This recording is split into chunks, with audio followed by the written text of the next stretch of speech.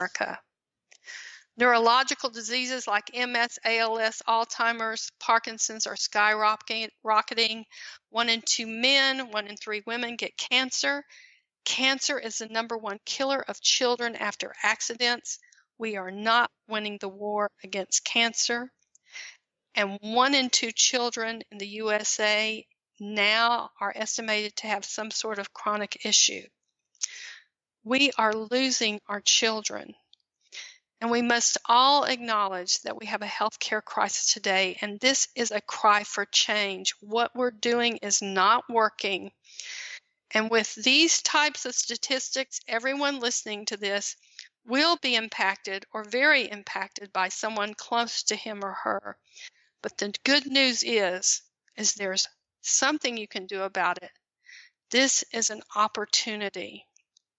And since it takes time for this scientific research to filter down, be understood and applied by the medical community and mainstream America, needless suffering will occur until it's finally incorporated and utilized.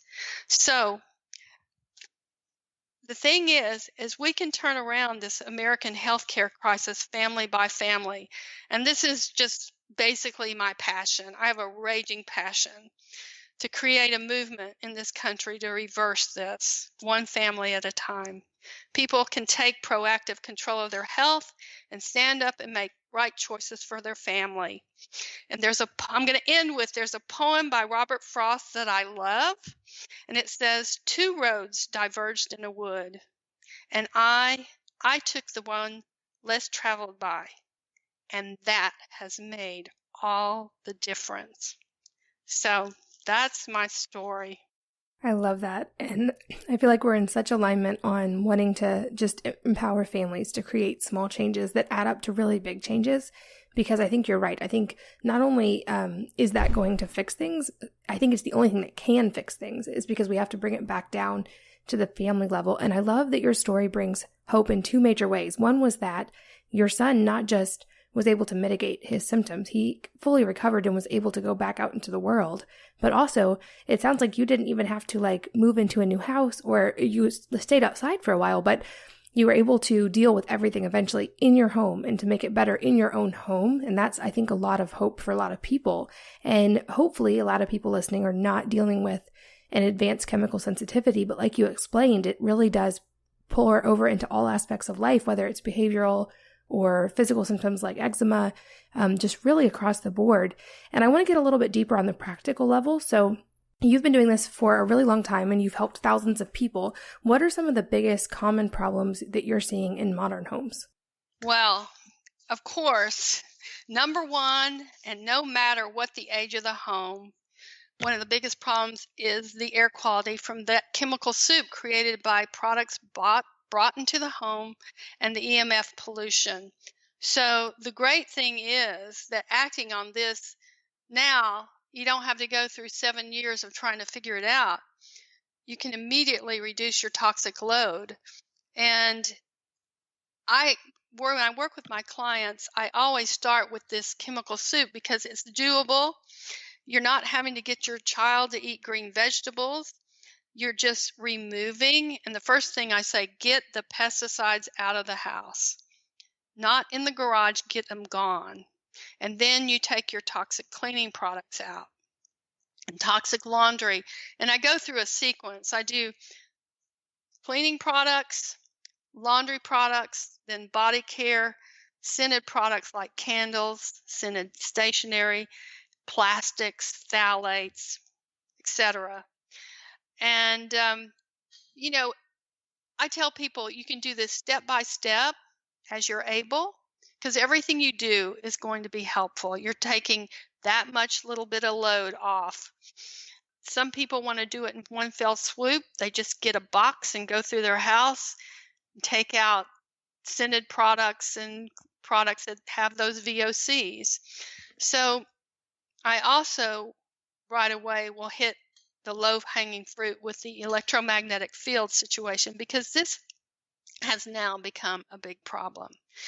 Wi-Fi ideally should not be in our homes.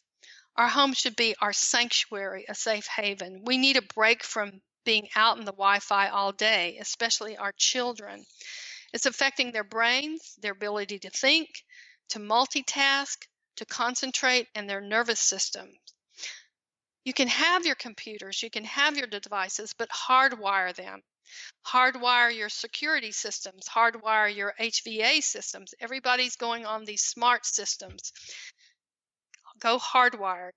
But if someone is adamant, then I tell them to read the studies, and if they still won't budge, at least kill it. Turn it off at night. You can get a switch and turn your Wi-Fi off when the family sleeps. That is absolutely imperative. We're just paying a very high price now for this convenience. And I know this from the EMF sensitive canaries that I work with. I mean, I have people that live outside because they can't go in a building, and you have to work to get them healthy enough so they can go in. And we should take a cue from the Europeans. Wi-Fi is already being banned in schools, libraries, etc. And we are foolish not to heed these warnings. So then I'll hit the next easy target is lighting. I recommend that people remove all the CFLs. Those have high frequency fields, and they've been shown to cause epileptic seizures. I have them remove fluorescent lights, and ideally all LEDs. Now, LEDs are not a problem in terms of high frequency fields if they don't have a transformer, but they do emit blue light, and they contribute to the dysregulation of our body clocks. I recommend absolutely no microwave use for any reason. Not only does it put out a very high frequency, it goes all through your house. It's not just right in front of you. And it explodes the cell wall of the vegetables and fruits that you're eating, and it makes them unrecognizable by the body. I always ask about smart meters. We need to stand up and opt out. Many states have an opt-out option, and if they don't demand it, and if your state doesn't, demand that they do. California is a leader in the country, and years ago with my clients, when this was all coming to the forefront and smart meters were being put out in California, the citizens stood up to PG&E, and they won the right to choose. And this has kind of given us and the rest of the country a benchmark. So a lot of people that I work with don't even know they have a smart meter or don't even know what it is. But that's an important point too. So once you get your house, all the products out and all, and you're creating that safe haven, then in modern homes, you start looking at the home itself. And before I go into that, I will say, no matter where you are, what home you're in, etc. If a client calls me, there's always something to do. You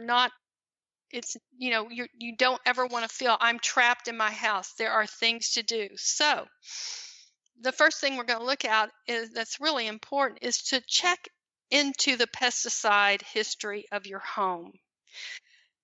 A common problem is that the air in your house might be contaminated with pesticides if there's been a history of use in there. And thankfully, there are ways to clean that up. And the pesticides are a major underminer of health, and it's called a universal sensitizer. For instance, like my son, when he was chemically injured by pesticides, he became sensitive to everything. That's what it means, a universal sensitizer. You've heard of some people that are they're sensitive to fragrance, but they're not sensitive to other things, etc. Fragrance can make people sensitive, but it's not a universal sensitizer.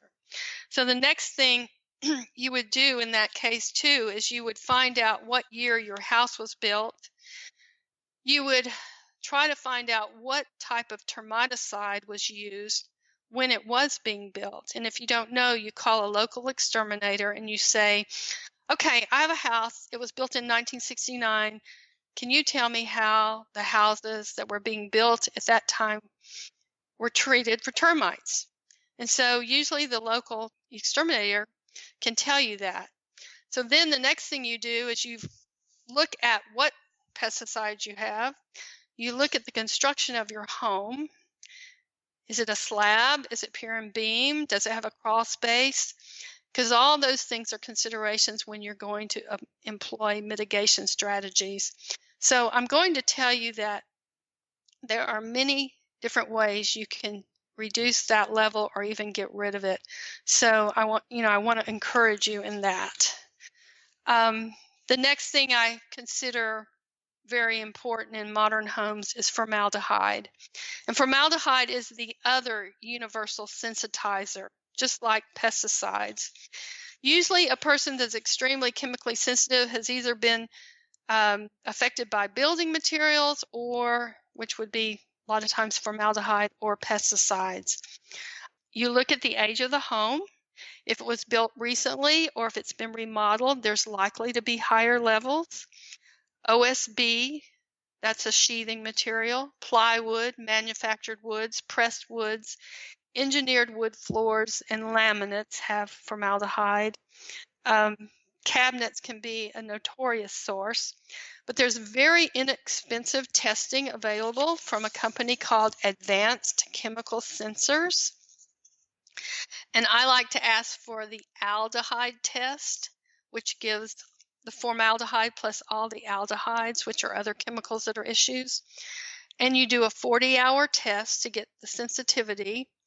And you can get very, very good results. I mean, very sensitive results, even down to 0.003 parts per million. So if you have formaldehyde, there are steps you can take too to make that better.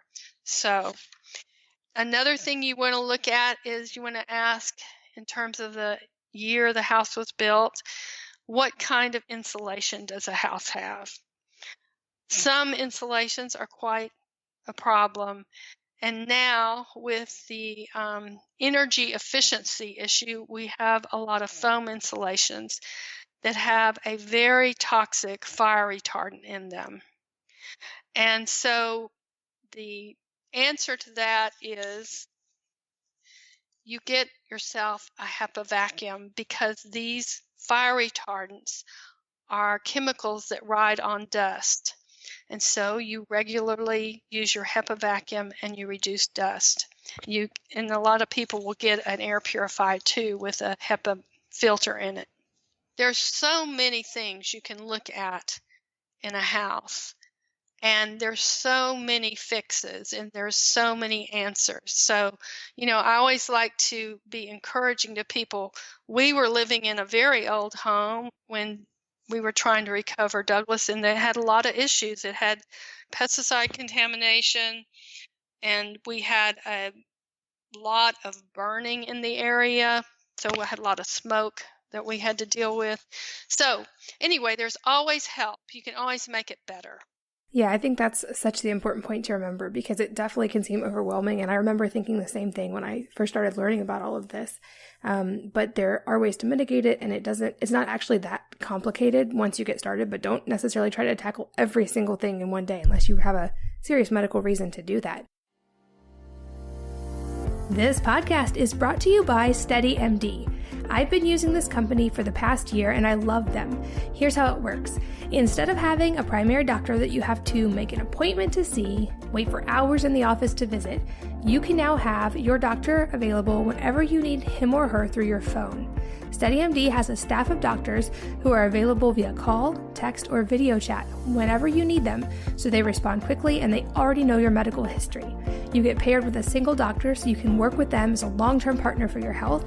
They're well-versed in lab testing, preventative health, and functional medicine, and they are great for those random, obscure, off-hours medical questions so you don't have to run to urgent care. You can check them out and see if they are right for you by visiting steadymd.com/WM. That's STEADYMD.com/WM.